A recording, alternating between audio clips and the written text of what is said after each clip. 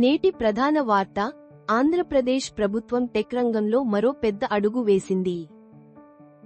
విశాఖపట్నంలో Sify technologies సంస్థ ఆధ్వర్యంలో 50 మెగావాట్ల ఏఐ ఎడ్జ్ డేటా సెంటర్ మరియు ఓపెన్ కేబుల్ ల్యాండింగ్ స్టేషన్కు నేడు శంకుస్థాపన జరిగింది. ఈ project Sify infinite spaces limited ఆధ్వర్యంలో అమలవుతోంది. మొత్తం 1500 కోట్ల రూపాయలు పెట్టుబడితో ఇది నిర్మించబడుతుంది. ఐటీ, హెచ్ఆర్డీ శాఖ మంత్రి నారా లోకేష్ ఈ కార్యక్రమంలో పాల్గొన్నారు.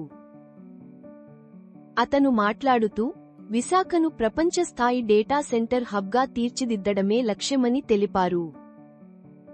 ఈ సెంటర్ ద్వారా వేగవంతమైన data connectivity, submarine cable link మరియు ఏఐ కంప్యూటింగ్ సామర్థ్యాలు పెరుగుతాయని అధికార వర్గాలు పేర్కొన్నాయి. ఈ ప్రాజెక్ట్ ద్వారా 1000కి పైగా ప్రత్యక్ష మరియు పరోక్ష ఉద్యోగావకాశాలు ఏర్పడనున్నాయి.